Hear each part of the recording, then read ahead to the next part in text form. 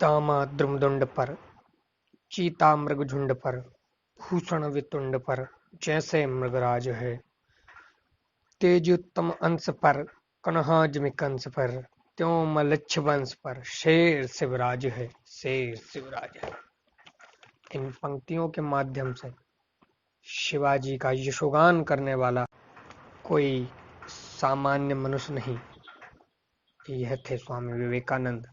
जिस प्रकार आज के कपट इतिहासकारों ने भारतीय गौरव को धूमिल किया है, उसी झूठे इतिहास को पढ़ शिष्यों ने विवेकानंद जी को कहा कि आप क्यों उस लुटेरे का यशोगान कर रहे हैं। स्वामी जी क्रोध से तमतमा उठे और मानो अपना सारा रोष शिष्यों पर डालते हुए बोले, तुम्हें शर्म नहीं आती? अपनी अज्ञानता के कारण तुम उस तेजस्वी पुरुष का अपमान कर रहे हो, तो धर्म संस्कृति के मिटते नामो निशान के विषम समय में धर्म समाज का ध्वज ऊंचा कर हिंदू साम्राज्य का प्रथम संस्थापक था। शिष्यों को अचंभा हुआ, यह सत्य तो हमें पता ही नहीं था, हम अज्ञानता में बहुत बड़ा पाप कर बैठे। बात हो रही थी हिंदवी स्वराज संस्थापक वीर शिवाजी महाराज की। 1630 ईस्वी 1900 फरवरी शिवनेरी का किला माँ जीजाबाई की कोख से उत्पन्न होता है। हिंदुओं का उद्धारक शिवाजी, शिवा को शिवाजी बनाने में जीजाबाई का महत्वपूर्ण योगदान था। उनकी राजनीतिक योग्यता व धर्म को आक्रांताओं से मुक्त कराने की दीक्षा माँ जीजाबाई से ही मिली।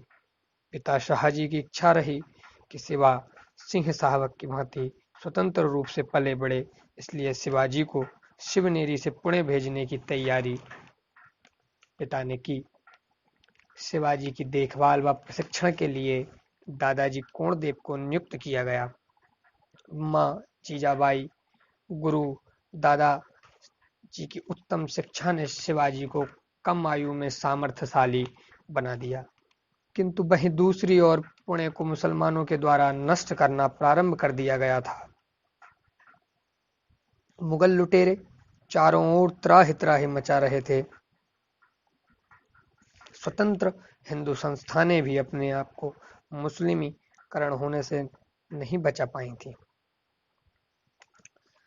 परतंत्रता की भेंट चढ़ा धर्म, चारों ओर दासता, अभिमान शून्यता, बादशाह के सामने भीख के लिए झुकना, काली छाया से घिरा साम्राज्य शिवा के मन में कष्ट और घृणा पैदा कर रहा था। शिवा के मन में विद्रोह को जगा रहा था। वहीं दूसरी ओर दूर दूर तक खड़ी सेना की टुकड़ी बादशाह के खिलाफ खड़े लोगों के मिटे अनगिनत वंशों के निशान वहां उपस्थित थे। असंख्य हृदय विदारक घटना मानो शिवा को खबरदार कर रही थीं, मानो कह रही थीं कि बादशाह के खिलाफ विद्रोह का पागलपन तुम मत करो। देखो, वह जगविख्यात विजयनगर विजमिदोज हो गया है। तेरा स्वराज्य का सपना तेरे ही साथ क्षण भर में नष्ट हो जाएगा और यह विद्रोह तुझे असीमित कष्ट को देगा। तेरे बाद तेरे परिजन उसे भोगेंगे। यह चेतावनी भरी आवाजें शिवा को सुना रही थीं, परंतु शिवा कहाँ डरने वाला था। शिवा का जन्म ही शताब्दियों के बलिदान, लुटी हुई नारियां, टूटे हुए मंदिर, जली हुई बस्तियों का प्रतिशोध लेने के लिए हुआ था। और शिवाजी निकल पड़ा मात्र 13 वर्ष की आयु में स्वराज्य की स्थापना के लिए। बनवासी गिरिवासी लड़कों के साथ, गरीब किसानों के साथ, पहाड़ों कंदराओं में विचरते शिवाजी सभी को अपना अतरंग मित्र बना चुके थे। और इन्हीं में से एक तानाजी मलसुरे थे, जिनकी वीरता का किस्सा ही निराला है। और यही छोटे बच्चे बड़े होकर धुरंधरों को धूल चटाने वाले दिल्ली साम्राज्य के विश्वविख्यात सेनापति बने। धीरे धीरे शिवा का रुतबा बढ़ता चला जाने लगा। जावली के जंगल का प्रतापगढ़ वाला किला तैयार हो चुका था। वहीं पर युवराज संभाजी का जन्म हुआ और दूसरी ओर इस बढ़ती प्रतिष्ठा से बीजापुर दरबार शिवाजी को गुस्से की आंख से देखने लगा। उनके हाथ से किले दिनों दिन जाते जा रहे थे। इसका प्रतिशोध लेने के लिए आदिल शाह ने अफजल जैसा दैत्य शिवाजी को मारने के लिए भेजा, किंतु शिवाजी की बुद्धिमत्ता के कारण वह भी मारा गया। 7 फीट का दैत्य मानो शिवाजी ने कागज जैसे फाड़कर फेंक दिया। अफजल ने शिवाजी के पूज्य मंदिरों को तोड़ा, उनके साले को बंदी बना लिया, लेकिन शिवाजी की नीतियों ने, शिवाजी की बुद्धिमत्ता ने उन्हें इस महान संकट से बाहर निकाल कर खड़ा कर दिया। और अफजल का संहार कर शिवाजी ने स्वराज्य विस्तार अभियान के लिए जो नींव डाली, वह उसके लिए महान अवसर साबित हुई। शिवाजी के दुश्मनों को मानो यह सुनकर हृदयघात हो गया हो। शिवाजी की कीर्ति दिगंबर तक फैलने लगी। अफजल की मृत्यु बीजापुर में हड़कंप मचाने वाली थी। शिवाजी ने मौका का फायदा उठाते हुए नेताजी पालकर को आदेश दिया कि खान की सारी संपत्ति अपने कब्जे में ले लें। शिवाजी के आदेश से नेताजी ने खान की सारी संपत्ति अपने कब्जे में ले ली। शिवाजी के कटे सिर को देखने की आस में बैठी बेगम और आदिल साहब बुरी तरह घबरा गए। आदिल तो डर के मारे दरबार तक नहीं जा रहा था। अफजल के मारे जाने के बाद 18 दिनों में ही शिवाजी ने पन्हालगढ़ से बाई तक का सारा भूप्रदेश स्वराज्य में शामिल कर लिया। और इन्हीं विजय ने नींव डाली और उस नींव पर आज एक महल तैयार हो गया। वह दिन आ गया कि शिवाजी महाराज का राज्याभिषेक की तैयारियां प्रारंभ हो गईं। कैसी अमृतमयी कल्पना! ये सुनते ही हिंदुस्तान का हृदय ही आनंद से पुलकित हो उठा। अब पहला सवाल था, राजधानी कौन सी हो। सब प्रमुख ने मिलकर गहराई से विचार किया। गढ़ उत्तुंग होना चाहिए, उसका भाल विशाल होना चाहिए, वहां पर स्थापित होने वाला राज्य तंत्र की नजर को समस्त स्वराज्य के चोर कदमों की चिपियाहट सुनाई दे, दास्ता की दुर्गंध को पहचान कर उसे जड़ से साफ करने की क्षमता होनी चाहिए। ठीक इसी तरह का एक दुर्ग था किला राजगढ़। अन्य सभी दुर्गों के केंद्र में था। चारों ओर घनारण्यों, पहाड़ों, वादियों से घिरा हुआ था। दुश्मनी फौज का वहां तक पहुंचना भी दुश्वार ऐसा किला था वह। स्वराज के गर्भ में होते हुए भी एक ओर से समुद्र पर तथा बाकी सब दिशाओं से भूमि पर दृष्टि फेंक सकने वाली जगह पर अजिंक्य ऐसा खड़ा था बेगढ़ राजगढ़। समस्त हिंदू जगत को मान्य हो, इस प्रकार संगोपांग विधियुक्त राज्याभिषेक करने की पात्रता रखने वाला ज्येष्ठ पुरोहित कौन था? समस्त हिंदुओं के अग्र पूजा की हरता प्राप्त प्रत्यक्ष वेदों नारायण प्रकंड पंडित गंगा भट्ट काशी से आप पहुंचे। उनके साथ 1000 प्राज्ञ ब्राह्मण देश के विविध भागों से रायगढ़ पर आकर सम्मिलित हुए। अखिल भारत की दृष्टि से तथा अखिल हिंदू जगत की प्रतिष्ठा बढ़ाने वाला गौरव अभिमान प्रदायक समारोह था वह। आमंत्रित तथा अतिथियों की संख्या भी 20,000 से अधिक थी। राज्योत्सव की तैयारियां क्या सामान्य थीं। शताब्दियों के हिंदू वीरों के त्याग बलिदान एवं तपस्वियों के पुण्यार्जन के फलस्वरूप प्राप्त पुण्य प्रसंग था वह। राजगढ़ के ऊपर वैभवशाली तैयारियां की गईं, परंतु उसी समय महाराज निकल पड़े स्वराज्य का निरीक्षण करने। इधर जब राज्यरोहण की धूमधाम चल रही हो, तब उधर कोई अनर्थ न हो, इस प्रकार शत्रु की हलचल पर विशेष नजर रखने की सूचना देकर महाराज आए। अनेक दुर्गों की अचानक भेंट करते हुए उनकी सुरक्षा तथा प्रशासन की दक्षता आदि की परीक्षा की। इसी प्रवास के दरमियान दुश्मनों से एक किला भी उन्होंने जीत लिया। सुरक्षा प्रबंधों की दक्षता के बारे में उनकी शंका का समाधान शुभ मुहूर्त भी तय हुआ सके। 1596 आनंद नाम संवत्सर ज्येष्ठ शुद्ध त्रयोदशी सूर्योदय के 3 घटिका पहले शिवाजी महाराज सिंहासनारोहण करेंगे, ऐसा निश्चय हुआ। सब स्वकीय परकीय राजकीय धार्मिक प्रमुखों को भी आमंत्रण भेजा गया। भारत के सप्त नदियों, सब सागरों, पवित्र तीर्थ स्थानों के पुण्योदक के कलश भी आए। दूर दूर से विद्वान, कला शासक, राजदूत आदि का आगमन हुआ।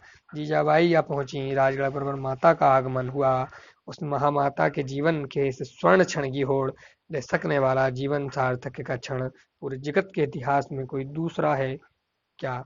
बार बार मरण संकटों को ध्वस्त करते आया अपना एकमात्र पुत्र आज सिंहासन चढ़ रहा है, छत्रपति बन रहा है। उस शुभ समारंभ के लिए असंख्य साधु सत्पुरुष भी आए। संतों का संरक्षक आज छत्रपति होने जा रहा है। सब देवी देवता आनंद से पधारे होंगे। अपने मठ मंदिरों का उद्धारक सिंहासन पर आरोहित हो रहा है। यह देखने के लिए उन सब के लिए कितने दिनों से चल रही प्रतीक्षा की परिसमाप्ति का क्षण था वह।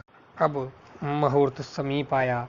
पवित्र नदियों का पुण्य पावक उद्दक भी आतुरता से प्रतीक्षा कर रहा था। महाराज, महारानी, युवराज संभाजी स्वर्णासन पर बैठ गए। पंचामृत स्नान, सागर जलों से सिंचन, शुद्धोदक से स्नान, सप्त नदियों के जलों से अभिषेक, सब एक के बाद एक किए गए।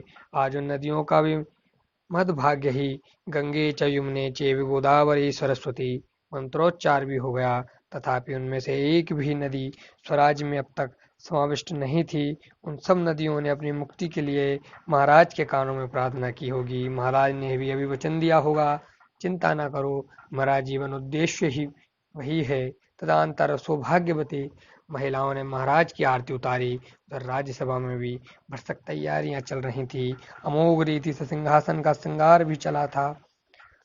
महाराज ने वस्त्राभूषण, खलक, ढाल, धनुष, बाण आदि शस्त्रों की पूजा की, उन्हें भक्तिपूर्वक भाव से धारण किया। राजा, रानी, युवराज इन तीनों ने कुल देवता, गुरुवृंद, बड़े बुजुर्ग तथा राजमाता को वंदन किया। उस माता का अपने पुत्र के बारे में देखा हुआ सपना आज साकार हुआ था। शिवा को शेषावस्था में पालने में रखकर सुलाते हुए बताई गई कथाएं, गाई हुई लोरियां आज सार्थक सिद्ध हुई थीं।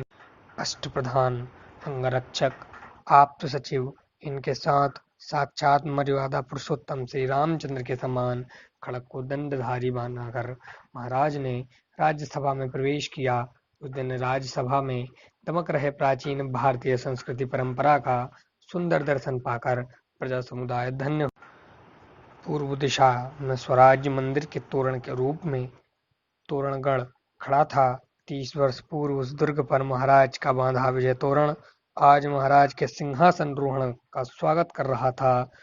उस पार था भूमि को छूने वाला आकाश का छोर। महाराज रत्न जड़ित सिंहासन के सामने आए, दाहिना घुटना जमीन पर रखते हुए सिर नवाकर सिंहासन का वंदन किया। तदुपरांत पूर्वाभिमुख होकर खड़े हुए। मंगलवाद्य, तोपें आदि सिद्ध थी ही।